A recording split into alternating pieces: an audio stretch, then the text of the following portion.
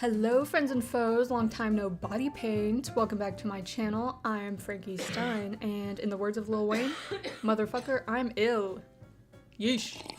This is the first time I've gotten up from one of my 3 positions on the couch other than to pee, so first things first, we're going to change out of these PJs for the first time in 72 hours. So don't look, weirdo. It definitely feels strange to be sitting vertically again, but hey, I said don't look.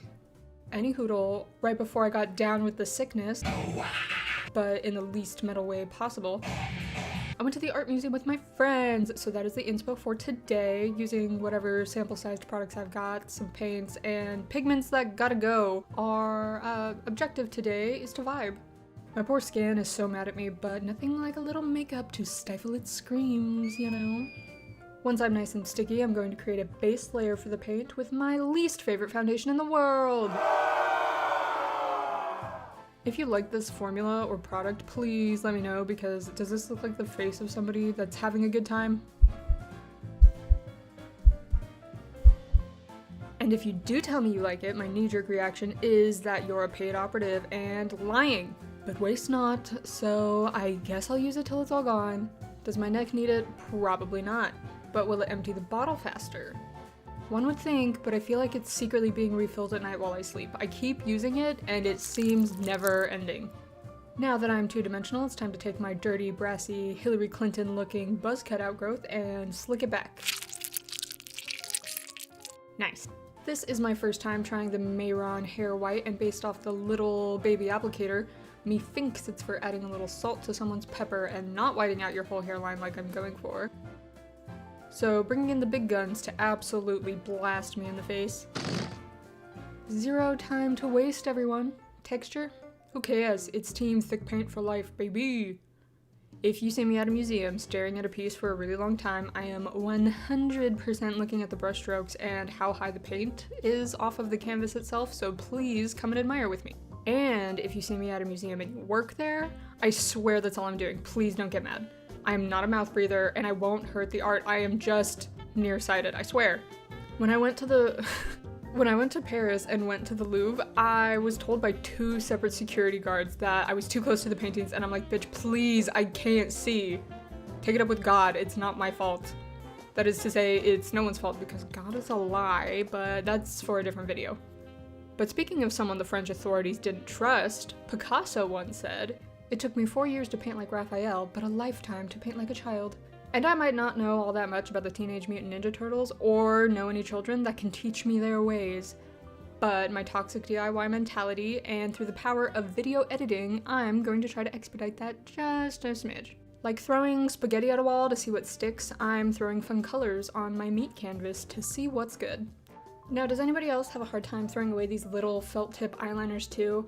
I should know by now to stop buying these same exact one because I can only use it for so long before I fully gunk up all of the little sponge pores on the ends by doing exactly this and drawing over what experts call a metric fuckton of makeup.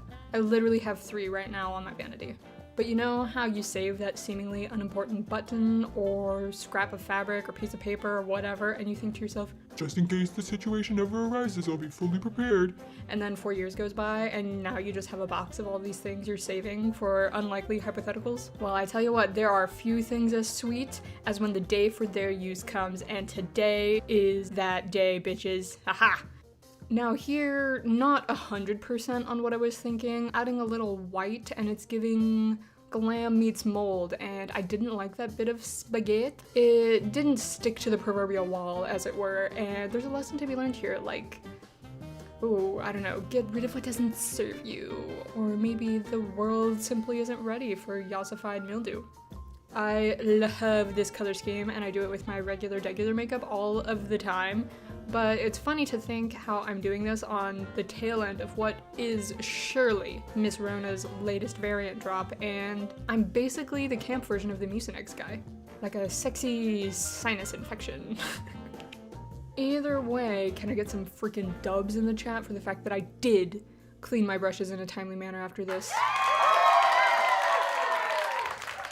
Thank you, thank you. I do need to microdose praise for my silly little tasks. Otherwise, I will wait till the 11th hour to get it done, and that's cutting it pretty close since all my body paint takes place around midnight, and then it becomes like a whole thing.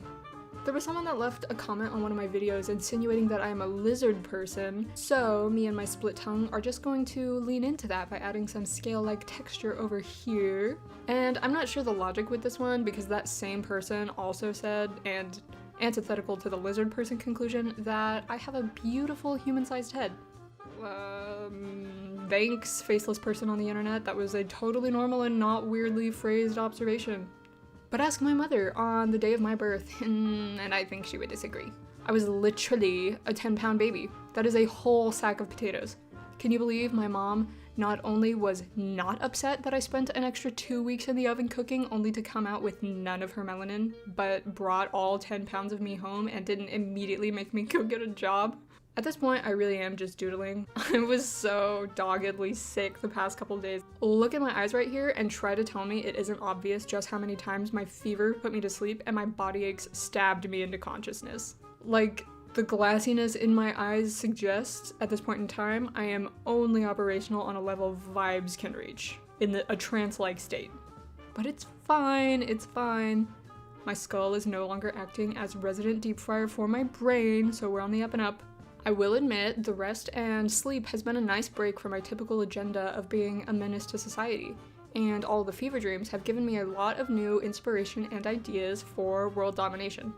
And I know what you're thinking. Yeah, you are a 10-pound baby, so you're genetically predisposed to be a threat, to which I say, you are correct, and my very emergence into this world was aggressive, to say the least, but I am big enough, both literally and figuratively, to admit that my title was taken.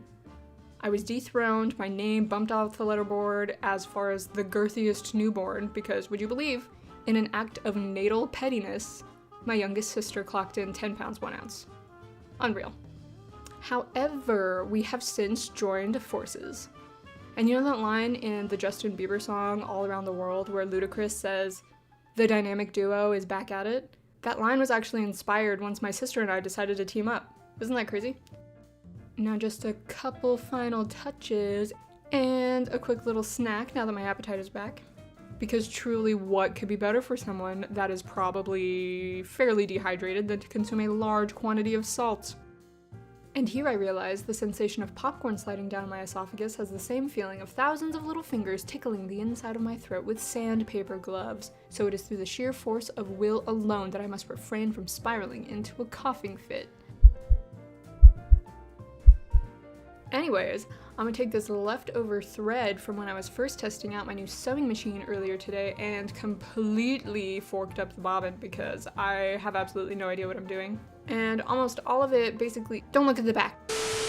I'm learning, shut up. I'm trying to stick it to my face with this Paul Mitchell hairspray, and while it smells so freaking good, it was not tacky enough. And to get these to stay, I'm looking for tackiness on a scale of 1 to 10 to ring in at a Dr. Phil's taste and home decor level.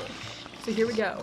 With every ounce of focus my body can muster, we're going in with the Ben Nye Spirit Gum to slap these bad boys down. This gives the poor thread that I mangled a new home, and yet another thing most people would have thrown away, but my little rat brain tells me to hoard, has come in handy. 2 for 2, baby! The sequel no one asked for, but we love to see it. Except maybe cut the thread before you stick it to your skin. I cannot be held responsible for much, especially not scissors getting that close to your eyeballs. And I keep trying to figure out what's missing, and then I got it. I had yet to superfluously paint my hands. Duh.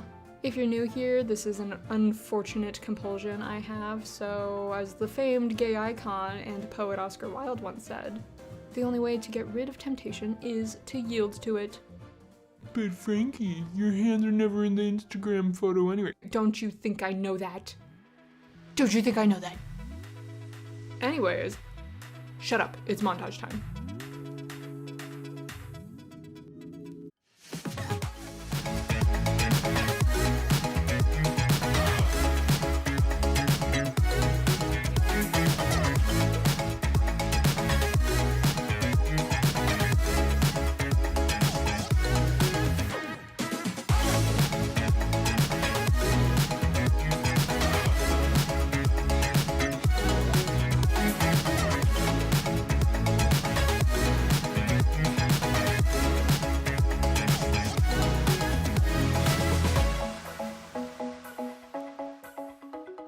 Well, that'll do it from me today, everybody. Y'all stay safe, stay healthy. Make sure to like, subscribe, confess your undying love, all of that garbage, but only if you're a real one. You can follow me on Instagram and Twitter and TikTok. All are linked below.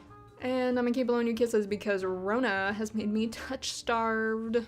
And come hang out on my personal TikTok. We have fun there. And by we, I mean I kind of go off the rails and look like a gremlin, but it's cool. Y'all have seen me with a bald cap, it's fine. I love you all, and we'll see you in the next one, but in the meantime, I'm going to ravenously finish off this bowl of popcorn, and that's not suitable for the internet. Unless... No, I was right. You gotta go. Bye!